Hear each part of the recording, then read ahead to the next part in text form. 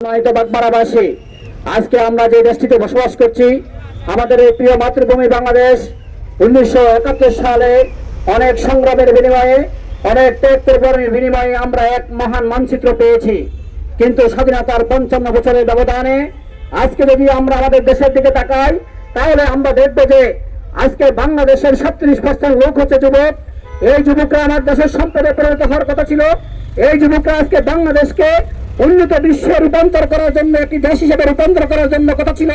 কিন্তু তার পরিবর্তে আজকে যখন বাংলাদেশের সরকার যখন সংসদে বক্তব্য দেয়, তখন বলে যে আজকে বাংলাদেশে 82,000 যুবক আজকে মাদকাসক্তের সাথে সম্পৃক্ত।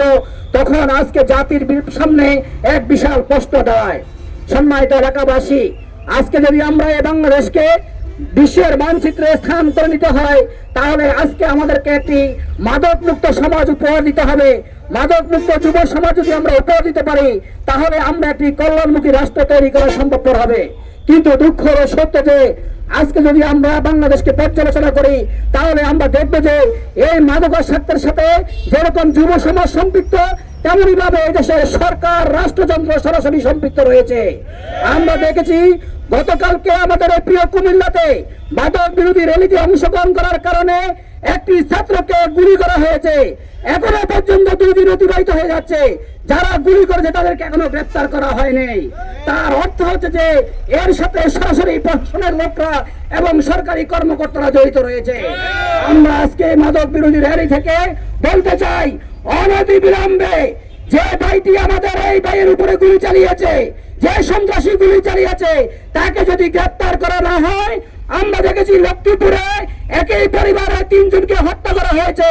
কিন্তু আমরা পত্রিকা ঘুরে দেখলাম এই হত্যার সাথে মাদকাসক্ত সম্পৃক্ত। এই জন্য আজকে বাংলাদেশে যত হত্যা সংঘটিত হচ্ছে, বাংলাদেশে যত রাহাজানি সংঘটিত হচ্ছে, প্রত্যেকটি হত্যার সাথে, প্রত্যেকটি রাহাজানির সাথে সরাসরি মাদক সম্পৃক্ত রয়েছে। আমরা সরকারকে বলতে চাই, আমরা যেরকম যুব সমাজরা 36শে জুলাইতে রক্ত দিয়ে পেশিবাদকে মুক্ত করেছি, 36শে জুলাই রক্ত দিয়ে যেরকম সুন্দর একটি বাংলাদেশ বিনির্মাণ করার জন্য রক্ত দিয়েছি, যদি আগামী দিনে এই মাদক মুক্ত দেশ যদি তৈরি করার জন্য যদি সরকার পরিকল্পনা গ্রহণ না করে, যারা মাদকের সাথে সম্পৃক্ত রয়েছে তাদেরকে যদি গ্রেপ্তার করা না হয়, মাদক যারা কারবার ছোড়া কারবারি রয়েছে তাদেরকে যদি গ্রেপ্তার করা না হয়, যারা মাদক সরবরাহ করে তাদেরকে যদি আইনের আওতা না হয়, তাহলে আমরা পেশিবাদ মুক্ত বাংলাদেশ গঠন করার জন্য যেরকম সংগ্রাম করেছি, আগামী দিনে যুবকরা সেই সংগ্রাম করার জন্য মাঠে ঝাঁপিয়ে পড়বে ইনশাআল্লাহ। সম্মানিত এলাকাবাসী, আজকে যদি আমরা এই সমাজকে মাদকের ক্ষেত্রে জিরো টলারেন্স রূপান্তর করতে পারি, তাহলে দেখা যাবে যে আমাদের এই প্রিয় মাতৃভূমিকে আমরা উন্নত দেশে রূপান্তর করা সম্ভবপর হবে।